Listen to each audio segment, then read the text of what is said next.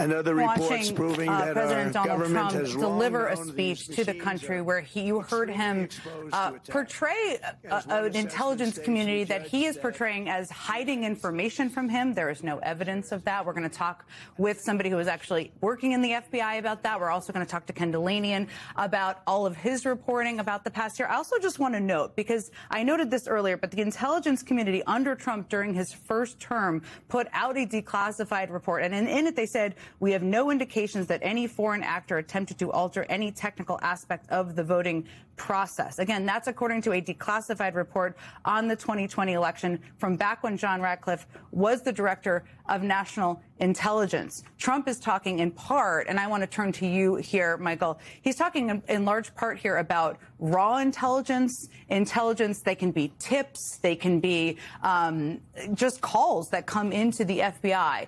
A lot of those are just thrown out, thousands of them, even on a daily basis. Explain to people watching who just heard him kind of portray a universe where the intelligence community is hiding information from him, how this actually works, why raw intelligence wouldn't be even presented to a candidate or put out publicly. Yeah, so the intelligence community collects easily hundreds of thousands of data points any given day. They collect it from human spies. They collect it from signals intelligence. They collect it from electronic signatures and environmental variables in any given geographic area. And a lot of what they get turns out not to be true. So if I call the CIA or I call the FBI with a tip, there is a record, a documentation of what I said. But that doesn't mean it's been verified. That doesn't mean it's been analyzed. And most importantly, that doesn't mean that it's true. So what we could be seeing happening here is essentially they take all the conspiracy theories that made their way to the intelligence community, were looked at, vetted, found wanting, and therefore jettisoned, and they're declassifying those, but potentially not declassifying the information that disproves it. And we're really at a point where, because of the nature of the individuals heading these agencies, we can't take their words at face value anymore. And to the extent that he's alleging a deep state cover-up, it's really important to note every single thing he is describing happened during his first administration. So if the intelligence community was against him, which I don't believe, having worked in it at the time, and if people were obfuscating what was actually going on or selectively editing the president's daily brief, those were the people he picked and put into power. So unless he's going to start blaming his own appointees instead of the career professionals who did their job like apolitical patriots every day of their careers, there's no reason we should take anything he's saying right now seriously. He also said something, and this struck you, I knew, Ken, when we were watching here together, about access to voter files. Now, I worked in politics long enough to know you can buy voter files. That's what state parties do, and it works differently in every state. But talk to me about your reaction to that, because he made it seem, again, like it was a big conspiracy, and we're here to kind of break down all of the BS around that. 100%. And that goes to what he's trying to do here. He's creating this perception that there's this deep state conspiracy, so that even if some of the things he said were true, they don't mean what he's saying they mean. And for example, this issue, he's told us that the Chinese have obtained 220 million U.S. voter files in 18 states, either bought, stolen, or hacked.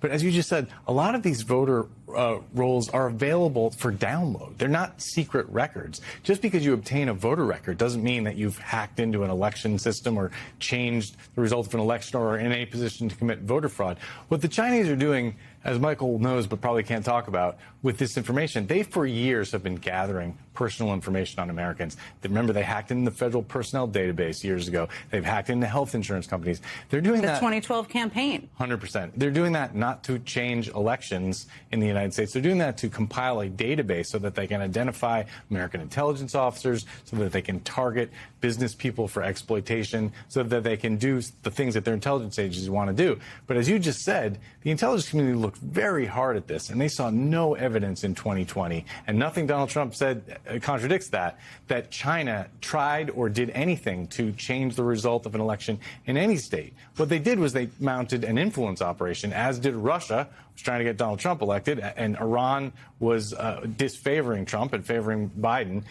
China, this report said, was relatively neutral, may have leaned against Trump in some instances, but they've been doing that for years. They're doing that right now. That's not the same as changing votes or hacking into voting machines. This is also part of this speech is not happening in a vacuum. I think everybody watching knows that. It's a part of ongoing efforts here to poke questions into our voting system, to put questions into how the systems have operated in the past. Walk through with us. I guess both of you could help us here.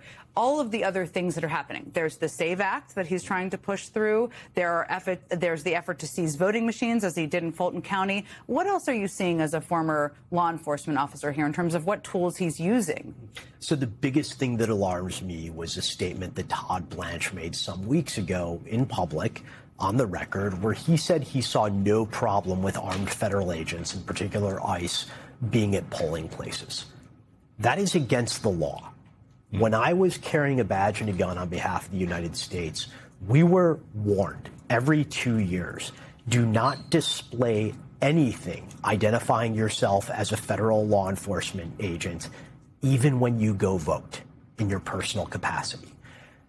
There is such an noxious history of law enforcement being used to suppress votes during the Reconstruction and Jim Crow eras that eventually a statute was enacted preventing us from being anywhere near a polling place. The fact that Todd Blanche misstated the law to the American public in an effort to allow armed agents to be at polling places is really alarming to me, because aside from voter intimidation, I fail to see what legitimate purpose they could serve. And of course, you can. Well, the other major thing that's going on is this massive FBI investigation that you referenced, where they seized the ballots and 600 boxes of voting records in Fulton County. And now, as I reported recently, Kash Patel has ordered a surge of FBI analysts to do records checks in this case. And he set a deadline of the 17th of July. We don't know why he set that deadline. We don't know exactly what these people are doing. There's been reporting that they're trying to do signature matching. It looks like they're on the hunt for anything they can say about fraud in that election. If one or two non-citizens voted in Georgia, but nobody thinks that there was meaningful fraud such that would change 12,000 votes, and that was the margin in that race. And Republicans in that state investigated this many times over, and they found no evidence of that.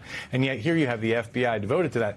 And to me, that's not really about 2020. That's not changing. That's about sowing doubt in American elections going forward, and that's what he's doing tonight. Certainly a big part of it. I just want to bring Chris in, because Chris has been listening to this while we've all been talking about what we just heard.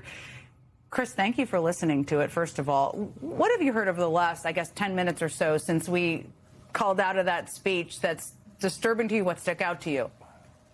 Well, it got worse.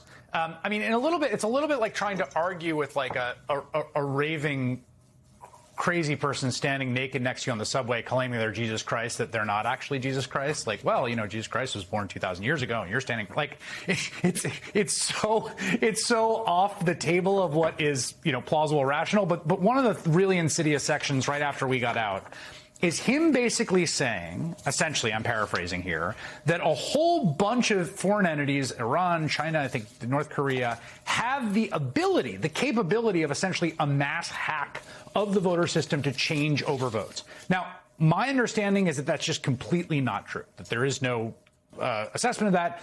I'm not an expert in cybersecurity, but what's insidious about that, right, is he's creating the rationale to claim a loss is the result of some hack, right? That's very clearly what this is about, right? So he's trying to undermine confidence in the system. He's trying to create some sense that there's vulnerabilities there so that in the future, a loss, he can say, was the result of this nefarious foreign actor. And it's very clear that that's what that section of the speech is trying to do.